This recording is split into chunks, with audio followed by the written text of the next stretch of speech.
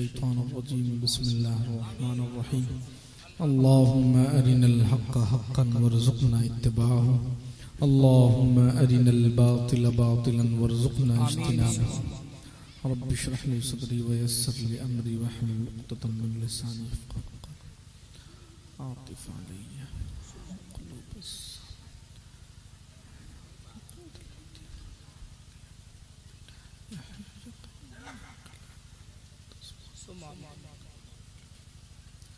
सल्लल्लाहु तआला अला खैरि खल्क़िही व अला आलिही व सहबिही अजमईन बिरहमतिका या अरहमर राहिमीन बिहक़्क़ि ला इलाहा इल्लल्लाह मुहम्मदुर रसूलुल्लाह सल्लल्लाहु तआला अलैहि व आलिहि वसल्लम। अस्सलामु अलैकुम व रहमतुल्लाहि व बरकातहू। व अलैकुम अस्सलाम व रहमतुल्लाहि व बरकातहू। नहमदुका या अल्लाह व नुसल्ली व नुसल्लिमु अलैका या रसूलल्लाह सल्लल्लाहु तआला अलैका व आलिहि वसल्लम।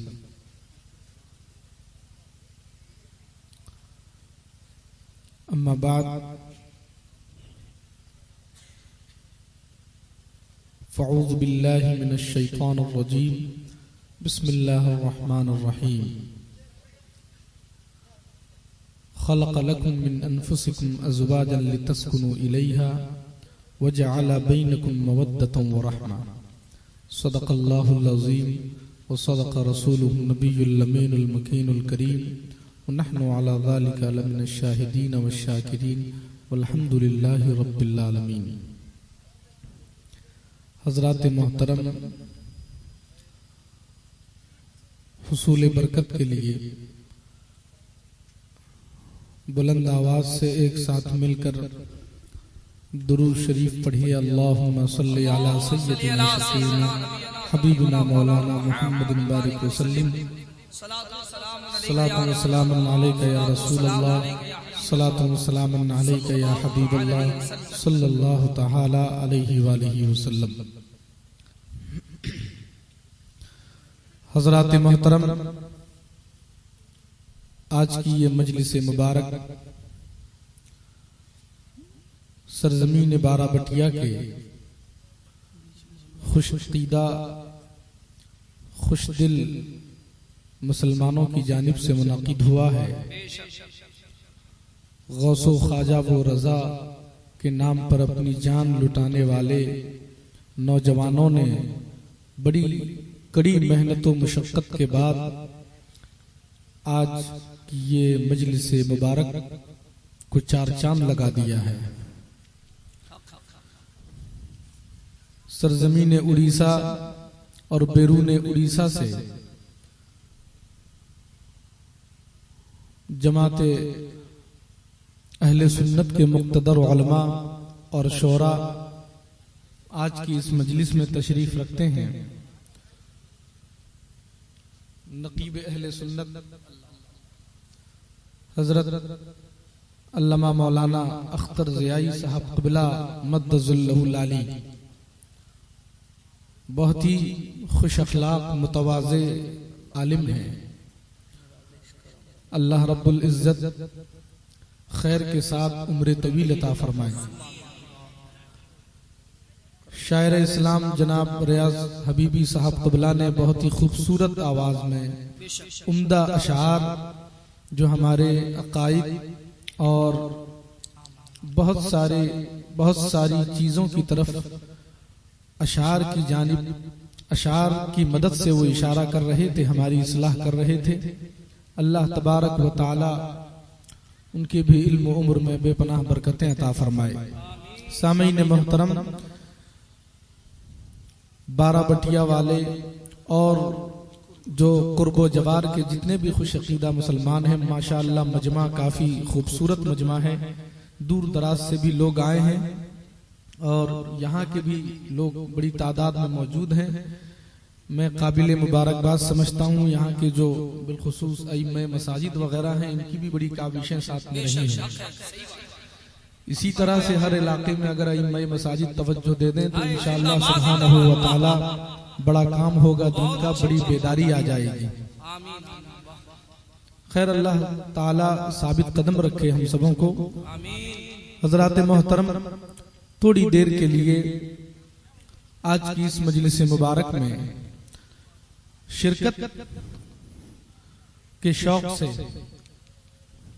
कि मेरे भी नामे आमाल में कुछ नेकियां दर्ज हो जाएं, हाजिर जलसा हुआ हूं। मुझे उम्मीद है बड़ी तवज्जो के साथ में मेरी थोड़ी देर की गुफ्तगू आप लोग समाप्त करेंगे।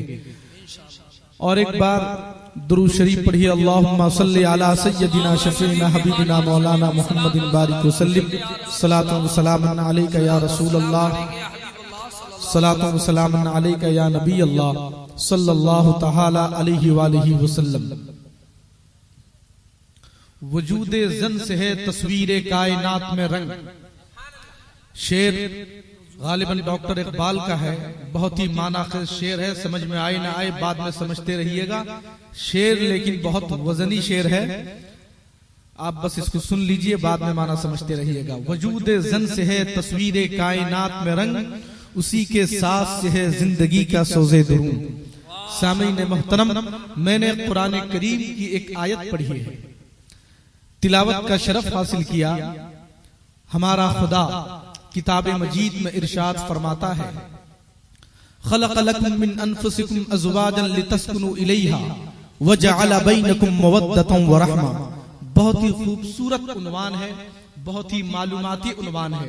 मुझे उम्मीद है चाहे 15-20 मिनट की गुफ्तगू हो या आधा घंटे की, ज्यादा से ज्यादा इंशाअल्लाह जब गुफ्तगू मुकम्मल होगी आप कुछ नहीं बहुत कुछ सीख चुके होंगे। हजरात मोहतरम, अल्लाह ताला कुरान मजीद में ये इरशाद फरमाया है, अल्लाह रब्बुल इज्जत ने आयत करीमा का सलेस और मफहूम तर्जमा व मफहूम ये है कि अल्लाह ताला इरशाद फरमाता है कि और उसने यानी अल्लाह रब्बुल इज्जत ने तुम्हारे लिए तुम्हारे ही जिन्स से जोड़ियां बनाई हैं, बीवियां पैदा कर दी, लितस्कुनु इलैहा ताकि तुम उनसे सुकून हासिल करो। वजअल बैनकुम मवद्दतन व रहमा, और तुम्हारे दरमियान अल्लाह रब्बुल इज्जत ने मोहब्बत व शफ़क़त पैदा फरमा दी है, मोहब्बत व उल्फत पैदा फरमा दी है। He created spouses for you for yourself. Allah तबारक व ताला ने कुरान मजीद में ये फरमाया, हम सबों की हिदायत के लिए है कुरान करीम, इसलिए इस हिदायत को समझना हमारे लिए जरूरी है, उस पर अमल करना जरूरी है। अल्लाह ताला इरशाद फरमाता है कि ही created spouses for you for your self, और आगे इरशाद फरमाता है कि and kept love and mercy for you between your self, कि अल्लाह रब्बुल इज्जत ने तुम्हारे दरमियान मोहब्बत व शफ़क़त पर पैदा फरमा दी है, मोहब्बत व उल्फत पैदा फरमा दी। सामीन मोहतरम, अब तक आप इस शक में होंगे कि आखिर तकरीर का उन्वान क्या है, मौजू क्या है। बात दरअसल ये है कि आज मेरी तकरीर का उन्वान इस्लाम में औरत का मकाम क्या है, इस्लाम में ख़वातीन का मकाम क्या है। इस मौजू पर मैं चंद गुफ्तगू आपके सामने पेश करना चाहता हूँ, चंद बातें रखना चाहता हूँ। हजरात मोहतरम, अल्लाह रब्बुल इज्जत का करम है कि उसने हमको कलमा पढ़ने वाला बनाया, मुसलमान बनाया। दुनिया में बहुत सारी चीजें पैदा की गई हैं, बेशुमार चीजें पैदा की गई, हर जर्रे को पैदा करने वाला अल्लाह सुब्हानहू व तआला है, मगर उसका ये करम है, उसका फजल है कि उसने हमको घास फूस नहीं बनाया, उसने हमको पेड़ पत्थर नहीं बनाया, बल्कि उसने हमको अशरफुल मखलूकात यानी इंसान बनाया है, उसने हमको आदमी बनाया है। यकीनन ये मेरे खुदा का करम है, यकीनन ये मेरे रब का फजल है। और इंसानों में भी बहुत तरह के लोग हैं, अल्लाहु अकबर। आप तारीख पढ़ें, हिस्ट्री पढ़ें, आपको मालूम होगा कि दुनिया में अब तक बेशुमार फिक्र रखने वाले, अकीदे वाले लोग इस दुनिया में पैदा हुए, मर गए, और आज भी तरह तरह की फिक्रें जन्म ले रही हैं, तरह तरह की सोच जन्म ले रही है, पैदा होते हैं। शाम होते होते वो फिक्र आलमी बन जाती है, यूनिवर्सल बन जाती है, और बहुत सारी फिक्रें वो खत्म भी हो जाती, अकीदे वो मिट भी जाते हैं। मगर अल्लाह का करम है कि उसने हमको राफिजी नहीं बनाया, हमको शिया नहीं बनाया, हमको यहूदी वो नसरानी नहीं बनाया। उसका करम है कि उसने हमको मुसलमान बनाया है, उसने हमको साहिबे ईमान बनाया है। और हैरत की बात यह है कि अपने आप को साहिबे ईमान बताने वाले, कलमा गो बताने वाले, अपने आप को मुसलमान बताने वाले आज भी इस धरती पर एक नहीं अनेक जमातें मौजूद हैं, अनेक फिरके मौजूद हैं, मगर अल्लाह का करम है। मिसाल के तौर पे बोहरा भी अपने आप को कलमा पढ़ने वाला बताते हैं, शिया भी अपने आप को कलमा पढ़ने वाला बताते हैं, खारिजी भी, वो जो इंसानों के दुश्मन है, जो इंसानियत के दुश्मन है, जिहाद के नाम पर बेगुनाहों की जानें लेते हैं, लोगों का कत्ल करते हैं, दहशतगर्दी फैलाते हैं, वो भी अपने आप को मुसलमान कहते हैं, अपने आप को अमन फैलाने वाला कहते हैं, मगर दुनिया जानती है कि उनकी हकीकत क्या है, दुनिया जानती है कि उनके पीठ के पीछे क्या है, दुनिया जानती है कि उनकी जुबान पर क्या है और उनके दिल में क्या है। मगर अल्लाह का करम है कि हम तो ऐसे हैं कि जिस जमीन पर अल्लाह वाले दफन होते हैं उस जमीन का भी हम एहतराम करते हैं, और जिस पत्थर को मेरे नबी ने बोसा दिया है, हजरे अस्वद है, तो आज तक हम उसको बोसा देते नजर आ रहे हैं। खाने काबा पत्थर का बना हुआ है, मगर मेरे नबी ने उसकी जानिब रुख करके सजदा किया है, तो आज हम भी उसकी जानिब रुख करके सजदा कर रहे हैं।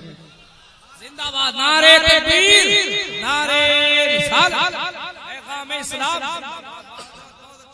सामईन मोहतरम, यकीनन ये अल्लाह का करम है, मेरे रब का फैजान है, ये रसूलुल्लाह सल्लल्लाहु अलैहि वसल्लम की रहमत है कि उसने हमको कलमा पढ़ने वाला बनाया है, उसने अपने महबूब का आशिक बनाया है, उसने अपने महबूब की उम्मत में हमको शामिल फरमाया। ये मेरे खुदा का फजल है, जो खालिक है, जो मालिक है, उसके सिवा कोई इबादत के लायक नहीं।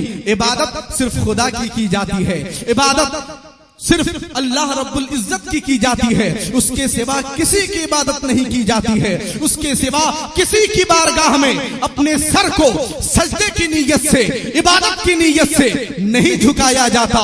मेरे नबी ने फरमा दिया, और जो नबी के चाहने वाले, जो अल्लाह के वली गुजरे हैं, उन्होंने भी हमको यही सबक दिया है कि ये सर झुकाओ खुदा की बारगाह में इबादत की नीयत से। ये सर और कहीं नहीं झुकता है इबादत के लिए, बल्कि सिर्फ खुदा की बारगाह में झुकता है। मगर सामईन इस्लाम, आज मामला ये है कि जो मेरी तकरीर का उन्वान है, इस्लाम में औरत का मकाम क्या है।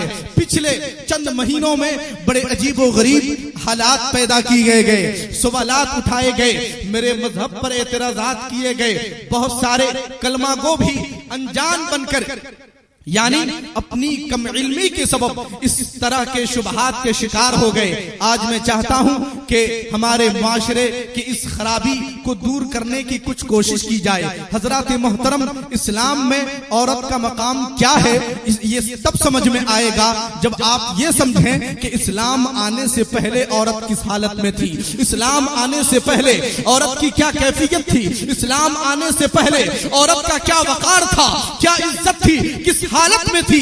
जब तक आप वो नहीं जानेंगे, आप नहीं जान सकते कि इस्लाम ने क्या दिया है, आप नहीं अंदाजा कर सकते हमारे मजहब ने क्या दिया है।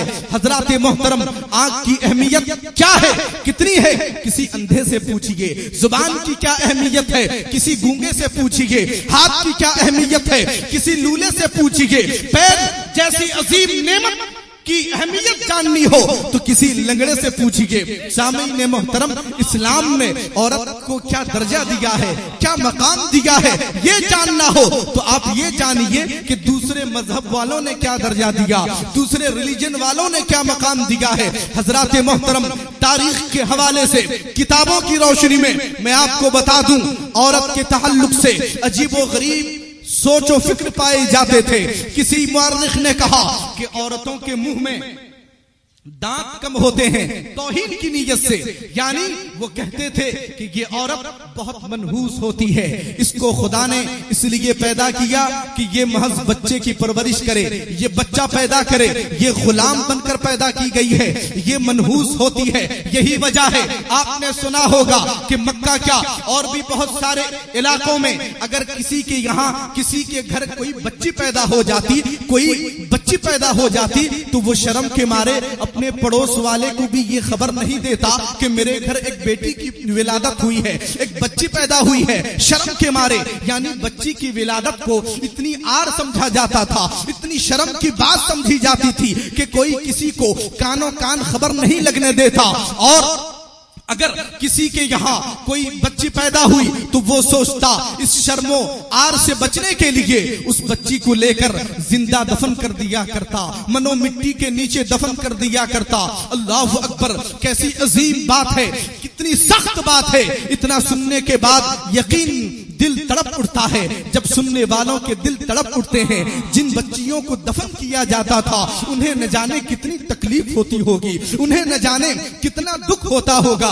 दफन करने वाला कोई पड़ोस का शख्स नहीं होता, दफन करने वाला कोई पड़ोसी नहीं होता, दफन करने वाला कोई अजनबी नहीं होता, दफन करने वाला उसका बाप होता, दफन करने वाला वो होता जिसकी नस्ल से वो पैदा हुई है। अल्लाह अकबर, कितनी तकलीफ की बात है। अगर दुश्मन चोट देता है तो तकलीफ होती है, और जब कोई दोस्त चोट देता है तो बहुत तकलीफ होती है। सामईन मोहतरम, यकीन जानिए वो बच्चियों के दिलों पर क्या गुजरता होगा, कैसे गुजरता होगा। एक लम्हे के लिए आप सोचिए, इस्लाम से पहले ये सोच थी, औरतों का ये मकाम था, ये दर्जा था कि उनको, उनके बारे में ये कहा जाता था कि इनको तालीम करने का कोई हक नहीं है, ये इनके लिए कोई जायदाद नहीं है, ये जायदाद से महरूम है, इनके पास में अकल नहीं है, ये बेवकूफ होती हैं, इनके मुंह में दांत कम होते हैं। बस इतना ही नहीं,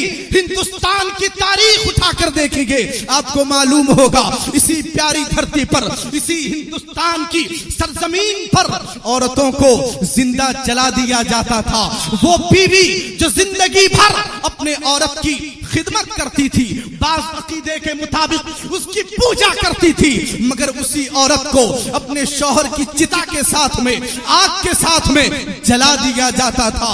आपने ये भी पढ़ा होगा, आपने ये भी सुना होगा कि जवान लड़कियों को दुश्मनों की बलि दी जाती थी, उनको ज़बाह कर दिया जाता था, उनको कत्ल कर दिया जाता था। इस्लाम से पहले ये रिवाज था, ये सिस्टम था, ये ट्रेंड था। अब आइए इस बात को समझिए कि इस्लाम ने क्या दिया है। जब ये मंजर को अपनी निगाहों के सामने रखिए, अब दूसरी तरफ इस्लाम के बारे में सुनिए कि इस्लाम ने औरतों को क्या दिया है, इस्लाम ने क्या दर्जा दिया है, इस्लाम ने क्या मकाम दिया है, इस्लाम ने क्या रुतबा दिया है। ये समझने के लिए एक तरफ ये जहन में रखिए कि दूसरे मजहब ने औरतों को महरूमी दी है, ये कहा है कि इनके पास में अकल नहीं है, ये कहा है कि ये जायदाद से महरूम है, ये कहा है कि ये तालीम से महरूम है, उनकी बलि दी गई है, उनको जिंदा जलाया गया है, उनको जिंदा दफन किया गया है। अब आइए इस्लाम में आइए, इस्लाम की तालीमात का मुताला कीजिए, पूछिए कि ऐ इस्लाम तू इस औरतों के बारे में क्या नजरिया रखता है, इस्लाम तू औरतों के ताल्लुक से कैसी फिक्र रखता है, कैसी तालीम रखता है, बता। तो कुरान ये कहेगा, हदीसे मुस्तफा ये कहेगी। इस्लाम की तालीमात का निचोड़ मैं इस शेर में बयान करना चाहता हूं। जहां तारीख था, जहां तारीख था, सख्त जुल्मत कदा था, सख्त काला था। जहां तारीख था, जुल्मत कदा था, सख्त काला था, कोई पर्दे से क्या निकला, कोई पर्दे से क्या निकला कि घर घर उजाला था, कोई पर्दे से क्या निकला कि घर घर उजाला था। जहां तारीख था यकीनन अंधेरा था, महरूमी थी, गद्दारी थी, जिल्लत थी। मगर मेरे रसूल की जब आमद होती है, मेरे मुस्तफा जब इस खाकदाने गीती पर तशरीफ लाते हैं, वो औरतें जिनको जलील समझा जाता था, वो औरतें जिनको मनहूस समझा जाता था, वो औरतें जिनको जायदाद से महरूम समझा जाता था, वो औरतें जिनको जिंदा दरगोर किया जाता था, वो औरतें जिनकी यानी बलि दी जाती थी, मेरे मुस्तफा जब आए तो उन औरतों की का जो किस्मत का सितारा है वो चमक उठता है, वो दमक उठता है, और उनको जुल्म से बचाने वाला आ जाता है, उनको तारीकी से निकालने वाला आ जाता है। इसीलिए शायर ने कहा कि जहां तारीख था, सख्त जुल्मत कदा था, सख्त काला था। अरे कोई पर्दे से क्या निकला कि घर घर उजाला था। जिंदाबाद, नारे तकबीर, नारे रिसालत। सामीने मोहतरम, मेरे नबी की आमद होती है, मेरे रसूल की आमद होती है। अल्लाहु अकबर, कुर्बान जाइए। औरत का क्या मकाम है, औरत का क्या दर्जा है। अल्लाहु अकबर। अब इस्लाम ने ये पैगाम दिया, इस्लाम ने ये ऐलान कर दिया कि सुनो कि ये औरत मनहूस नहीं होती है, बल्कि ये दिलों के सुकून के लिए है। ये तो रहमत है, ये सरापा रहमत है। औरत एक रहमत का नाम है, औरत एक रहमत है, औरत एक बरकत है। और औरत माँ है तो ये हमारे लिए जन्नत है। औरत बहन है तो ये हमारे लिए दुआ है। और औरत बेटी है तो ये रहमत है। और अल्लाह का करम है कि अल्लाह रब्बुल इज्जत ने हमें ये दर्जा दिया, हमें ये मकाम दिया कि खुदा के इस फरमान पर अमल करने वाले हैं, इस पैगाम को समझने वाले हैं। ये दर्जा किसने दिया है, ये मकाम किसने दिया है? यकीनन मेरे मजहब ने दिया है, इस्लाम ने दिया है। ये समझिए कि औरत एक माँ की हैसियत से, एक बहन की हैसियत से, बीवी की हैसियत से बहन है। औरत ये कहिए कि वो मोहब्बत का दूसरा नाम है, वफा का दूसरा नाम है। औरत बहन है तो भाइयों से मोहब्बत करती है, औरत बीवी है तो शौहर से मोहब्बत करती है, और औरत बेटी है तो माँ बाप से मोहब्बत करती है, और औरत माँ है तो अपनी औलाद से मोहब्बत करती है। नारे तकबीर, नारे रिसालत, पैगाम इस्लाम, मजहब इस्लाम। सामीन इस्लाम कितना बड़ा दर्जा दिया है, कितना बड़ा मकाम दिया है। गोया के एक लफ्ज में मैं कहूं तो इस तरह से कि मोहब्बत, उल्फत, शफकत, मवद्दत का दूसरा नाम इस्म, यानी ये जितने सारे अल्फाज हैं जो वफादारी के, सुकून के, मवद्दत और शफकत के, इन तमाम के मजमुए का नाम औरत है। इन तमाम के ये अल्फाज जब सिमटते हैं तो एक लफ्ज बनता है जिसको औरत कहा जाता है। सामीन मोहतरम, एक सहाबी, ये मैं आपको बता दूं कि इस्लाम से पहले किस कदर जुल्म सितम ढाया जाता था। खलीफतुल मुस्लिमीन हजरत उमर फारूक के जमाने का वाकया है। आपने अमीर मिस्र हजरत अम्र इब्न आस को मिस्र की गवर्नरी दी, मिस्र की अमीरी दी। आप चले गए, जाने के बाद में एक महीने में मिस्र के बड़े बड़े अमीर लोग हजरत अम्र इब्न आस की खिदमत में हाजिर होकर अर्ज करते हैं कि हुजूर, यहाँ जो दरियाए नील बहता है, दरियाए नील हमारा सिस्टम है, रिवाज है, ट्रेंड है कि हर साल एक लड़की, जवान लड़की, गैर शादीशुदा और घर की अकेली यानी इकलौती हो, उसको हम बहुत अच्छा उम्दा लिबास पहनाकर, उसको उम्दा खाना खिलाकर दरियाए नील में उसकी बलि दी जाती है, उसको जिंदा ज़बाह कर दिया जाता है। अगर हम ऐसा नहीं करेंगे तो दरियाए नील में पानी नहीं जारी होगा, दरियाए नील में पानी नहीं आएगा। लोग आकर हजरते अम्र इब्ने आस की खिदमत में ये अरीजा रखते हैं कि हुजूर हमको इजाजत दीजिए, वरना दरियाए नील में जो पानी जारी है वो पानी बंद हो जाएगा, पानी नहीं आएगा। अल्लाहु अकबर। हजरते अम्र इब्ने आस इरशाद फरमाते हैं कि सुनो, इस्लाम लाने से पहले तुम क्या करते थे वो अलग बात है, मगर अब इस्लाम आ गया है, अब किसी की बलि नहीं दी जाएगी, अब किसी को जिंदा दरगौर नहीं किया जाएगा, अब किसी को दफन नहीं किया जाएगा, ये नहीं कर सकते। तो लोगों ने कहा कि हुजूर अगर ऐसा नहीं करेंगे तो दरियाए नील में पानी नहीं आएगा। बताइए, पता चला हम लोगों को मिस्र छोड़कर, ये काहिरा छोड़कर कहीं और जाना पड़ेगा। मगर हजरत अम्र इब्न आस ने कहा कि वो बात अलग जगह है, मगर मैं बलि देने की इजाजत नहीं दे सकता, मैं एक दोशीजा, एक नौजवान लड़की को ज़बाह करने की इजाजत नहीं दे सकता। हजरत अम्र इब्न आस ने खलीफतुल मुस्लिमीन हजरत उमर फारूक के पास में एक खत लिखा कि हुजूर ये मामला दरपेश है, क्या किया जाए। हजरत उमर फारूक जवाब लिखते हैं, रिप्लाई देते हैं, कहते हैं कि ए अमीर मिस्र अम्र इब्न आस, जो तुमने फैसला लिया है बिल्कुल दुरुस्त फैसला लिया है, सही फैसला लिया है। और मैं एक दरियाए नील की जानिब खत लिखता हूं, अगर दरियाए नील में पानी जारी ना हो, पानी ना आए, तो मेरा ये खत दरियाए नील को पहुंचा देना। सुभान अल्लाह। आप कहते हो कि नबी को इख्तियार नहीं, मगर देखो नबी के गुलाम हजरत उमर फारूक का इख्तियार देखो।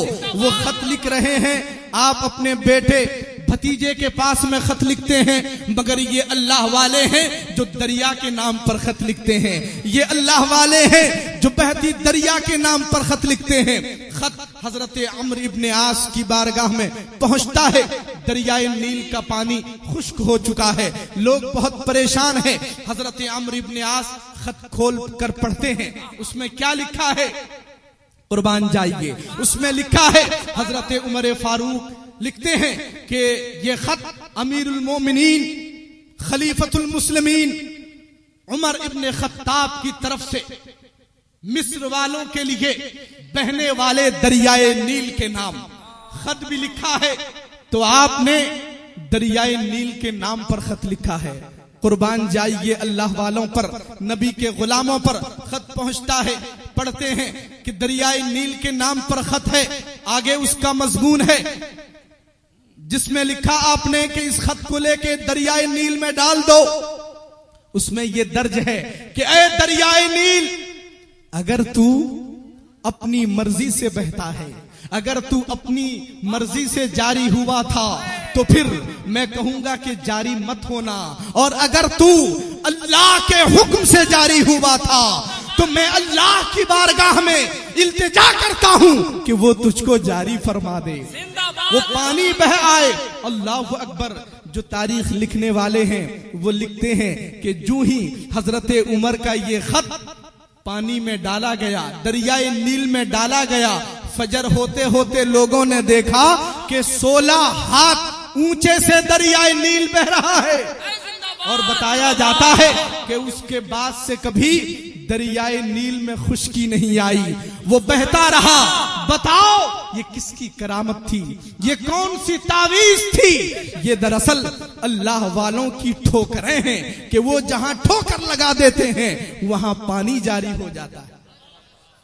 अल्लाहुम्मा सल्ली अला सय्यदिना शफीना हबीबिना मौलाना मुहम्मदिन बारिक वसल्लिम सलातो व सलामन अलैका या रसूल अल्लाह सल्लल्लाहु अलैहि वसल्लम। आपने देखा कि किस तरह से रिवाज था। इस वाक़े से पहले न जाने कितनी दोशीज़ाएं, कितनी लड़कियों को बलि चढ़ाया गया होगा, दरियाए नील में बहा दिया गया होगा, मगर इस्लाम आया तो उसने लड़कियों को इज्जत दी, उनके जान का तहफ्फुज़ फराहम किया, उनको जीने का हक दिया। सोचिए इस्लाम का पूरी कायनात पर कितना एहसान है। मेरे रसूल सल्लल्लाहु अलैहि वसल्लम की बारगाह में एक सहाबी हाजिर होते हैं, पूछते हैं या रसूल अल्लाह, दुनिया में मेरे हुस्ने सुलूक का सबसे ज्यादा कौन मुस्तहिक है? सुभान अल्लाह, कौन मुस्तहिक है? मेरे रसूल सल्लल्लाहु अलैहि वसल्लम जवाब देते हैं कि तुम्हारी माँ ज्यादा मुस्तहिक है। फिर वो सहाबी पूछते हैं या रसूल अल्लाह, फिर कौन मुस्तहिक है? मेरे आका फरमाते हैं कि तुम्हारी माँ मुस्तहिक है। फिर पूछते हैं कि कौन मुस्तहिक है? अल्लाह के रसूल फरमाते हैं कि तेरी माँ मुस्तहिक है। चौथी मर्तबा में मेरे आका इरशाद फरमाते हैं कि तेरा बाप मुस्तहिक है। सोचिए क्या मकाम मिला है, क्या दर्जा मिला है, क्या हैसियत मिली है। अल्लाह अकबर। और हजरत नसीबा रज़ियल्लाहु ताला अन्हा मेरे आका की खिदमत में हाजिर होकर अर्ज करती हैं या रसूल अल्लाह, मर्द तो हर मामले में हमसे आगे निकल गए, हर मामले में हमसे आगे निकल गए कि वो जिहाद में जाते हैं, वो जुमा पढ़ने जाते हैं, वो और दावत व तबलीग के काम में जाते हैं, वो तो हमसे ज्यादा आगे निकल गए। हम तो ये नेकियां नहीं कर पाती हैं। मसलन मुमकिन है आपके यहाँ आपकी अहलिया भी आपसे पूछे कि अरे तुम तो जलसे सुनने जाते हो, तुम वहाँ जुमा पढ़ने मस्जिद जाते हो, या और दूर दराज किसी दीनी काम से जाते हो, मगर हम तो नहीं जा पाती, हम तो नहीं जा पाती, हमें क्यों नहीं इजाजत दी गई? तो ये समझिए कि इसी तरह का सवाल मेरे रसूल की खिदमत में हजरत नसीबा रज़ियल्लाहु ताला अन्हा रखती हैं। मेरे आका इरशाद फरमाते हैं, दानाए गुयूब इरशाद फरमाते हैं कि तुम अपने शौहरों को राजी रखो, अपने खावन को खुश रखो। वो जो काम करेगा उसको जो नेकियां मिलेंगी उसी के बराबर नेकियां तुमको भी अल्लाह ताला अता फरमाएगा। नारे तकबीर, नारे रिसालत। सामीन मोहतरम, आप जलसे में जाकर जलसा सुनते हैं, नेकियां कमाते हैं, मगर वहीं घर बैठकर आपकी अहलिया आपकी खिदमत करती हैं तो वो भी वो नेकियां कमाती हैं।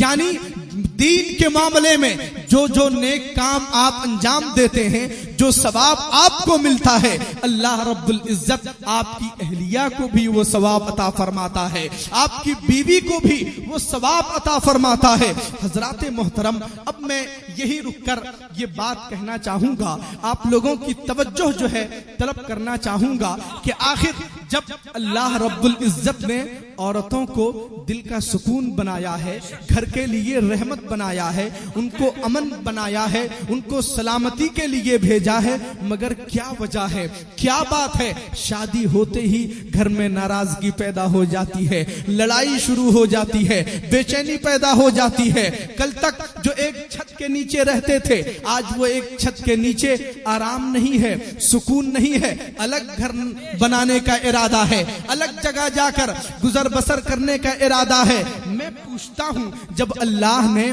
अल्लाह सुब्हानहू व तआला ने बेटियों को रहमत बनाकर भेजा है, औरत को रहमत बनाकर भेजा है, सुकून बनाकर भेजा है और बरकत बनाकर भेजा है, आखिर क्या बात है? शादी होते ही घर में लड़ाइयां, आप पहला वर्ल्ड वार हो, सेकेंड वर्ल्ड वार हो, दुनिया की बड़ी बड़ी जंगें, लड़ाइयां खत्म हो गई, शुरू होती हैं, साल 2 साल 3 साल में खत्म हो जाती है, मगर ये घर की लड़ाई, खासकर सास बहू की ऐसी लड़ाई है कि ये जंग कभी खत्म ही नहीं होती। हर घर में ये जंग जारी है, हर घर में ये वॉर कंटिन्यू है।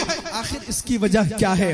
जो रहमत बनकर आई है, जो सरापा बरकत बनकर आई है, उनके आने से ये लड़ाइयां क्यों शुरू हो गई, ये झगड़े क्यों शुरू हो गए?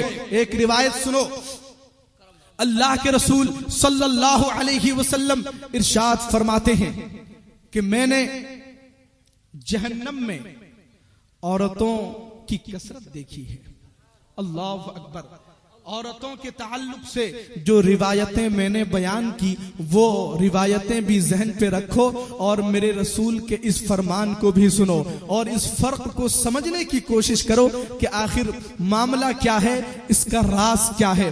मेरे आका इरशाद फरमाते हैं कि जहन्नम में मैंने बहुत ज्यादा औरतों को देखा है।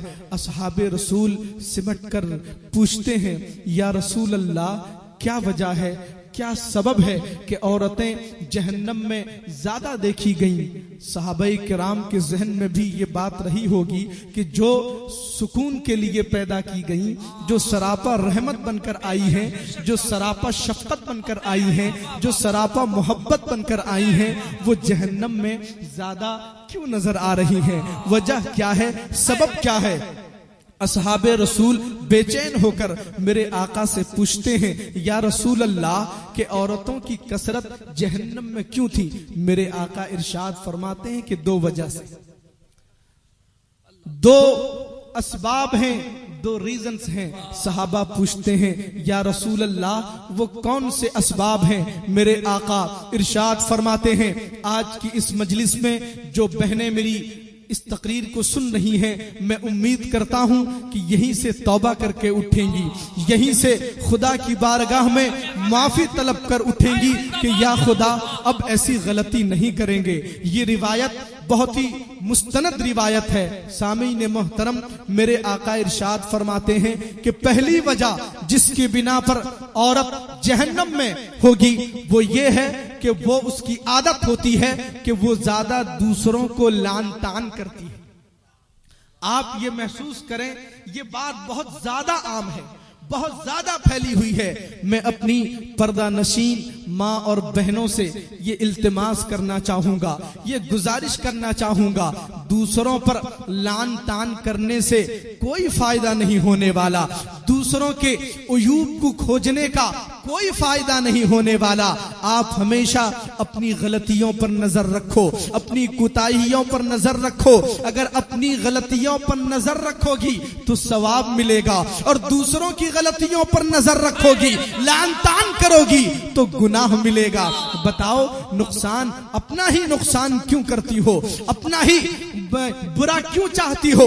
और असहाबे रसूल ने पूछा, या रसूल अल्लाह, वो दूसरी वजह कौन सी है जिसके बिना पर औरतें जहन्नम में कसरत से जाएंगी? मेरे आका इरशाद फरमाते हैं कि दूसरी वजह ये है कि वो अपने शौहरों की नाशुक्री करती हैं, अपने शौहरों की नाफरमानी करती हैं। मेरे आका ने खुद ही इरशाद फरमा दिया कि किसी औरत के लिए शौहर जिंदगी भर कमाए, मेहनत करे, मुशक्कत करे, आराम दे और अच्छी से अच्छी जिंदगी फराहम करे, भलाई करे, मगर अगर कोई उसकी एक ख्वाहिश पूरी न करे तो फौरन कहती है कि आपने मेरे लिए कभी कुछ किया ही नहीं।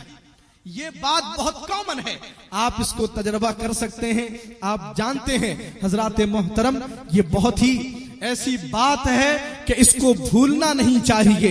बिल्कुल अपने दिल की तख्ती पर इसको लिखकर इस बुराई से बचना होगा, इससे परहेज करना होगा, वरना हम तबाह हो जाएंगे, बर्बाद हो जाएंगे। मैं कहता हूं कि वो रहमत बनकर आने वाली, वो बरकत बनकर आने वाली अपनी इन बुराइयों की वजह से दरअसल बरकत उठती जा रही है, अच्छाइयां उठती जा रही हैं, भलाइयां उठती जा रही हैं। मेरी बहनों से ये इल्तिमास करूंगा कि ये दो बुरी खसलत खासकर आपको छोड़ना होगा। दूसरों पर लान तान करने का जो मर्ज है, इससे अपने आप को बचाओ और अपने शौहर की नाफरमानी न करना, नाशुक्री न करना। याद रखो, मेरे आका इरशाद फरमाते हैं कि खुदा के सिवा अगर किसी को सजदा करने की इजाजत देता तो मैं औरतों को इजाजत देता कि वो अपने शौहरों को सजदा करती रहे। क्या मकाम है आपके शौहरों का, आपके खावंद का। इस्लाम ने सिर्फ बीवी को ही इज्जत नहीं दी है, बल्कि उनके शौहरों को भी इज्जत दी है। उनका भी मकाम है, उनका भी दर्जा है, आपको उनका मकाम देना पड़ेगा, उनके दर्जे की अहमियत को महसूस करना पड़ेगा। आज तक आपने बेशुमार मर्तबा सुना होगा एक लफ्ज जुल्म, जुल्म, जुल्म, मगर जानते हैं कि जुल्म का माना क्या है, सितम का माना क्या है? जुल्म का माना है वदउ शै अला गैरि महल्लिही, कि जो चीज जिस जगह रखनी चाहिए उस जगह न रख के दूसरी जगह पे रखना, इसको जुल्म कहा जाता है, इसको सितम कहा जाता है।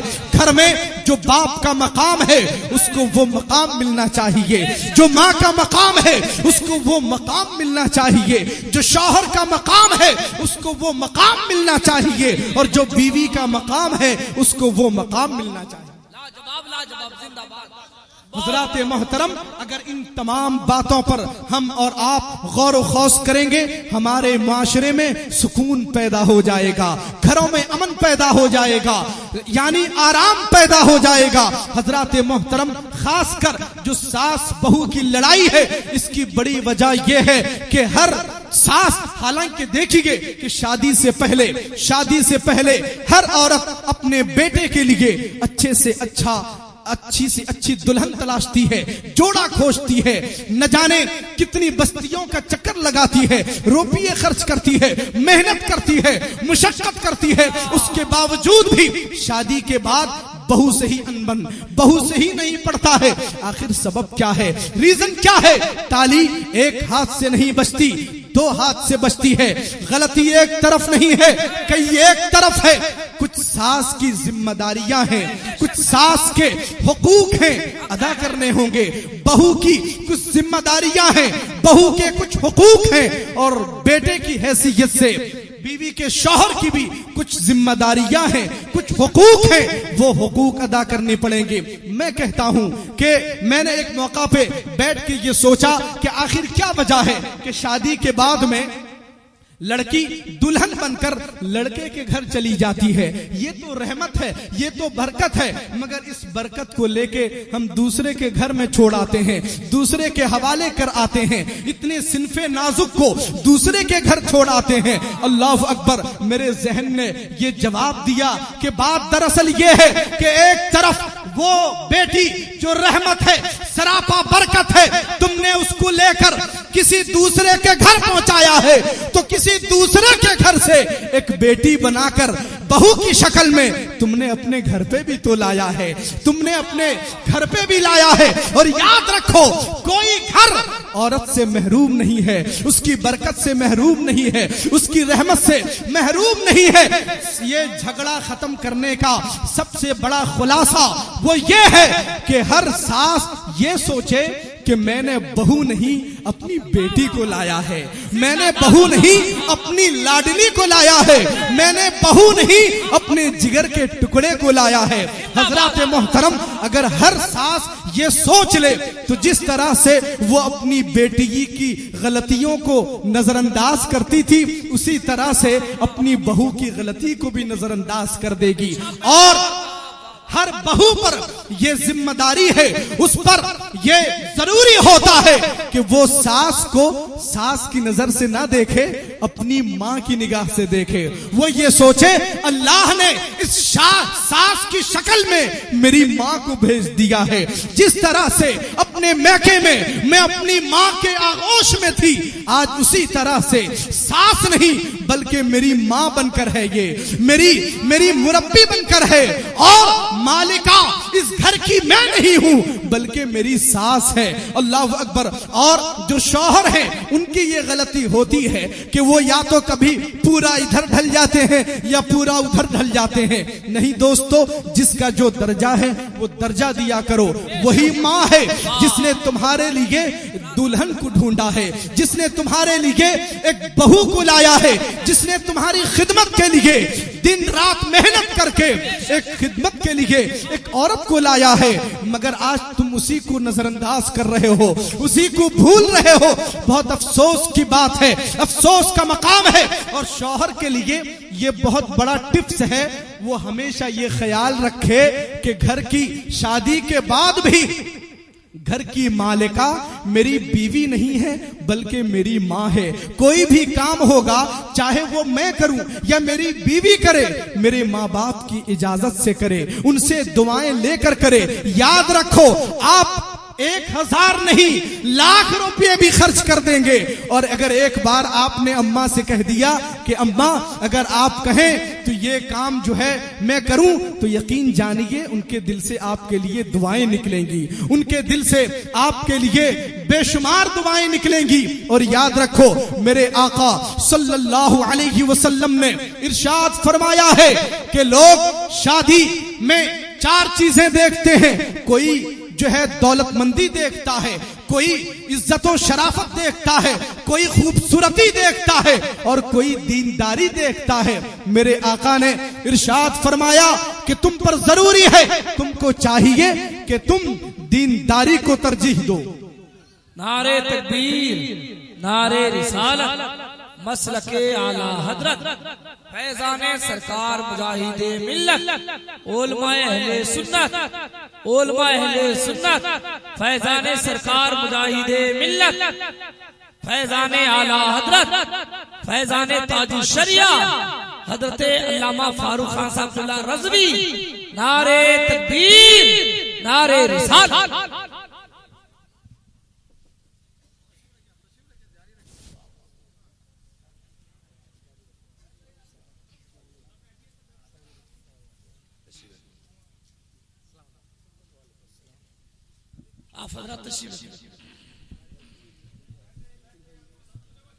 हजरात मोहतरम, बहुत ही अच्छा मजमा है और बहुत कुछ सीखने के लिए आप तशरीफ लाए हैं।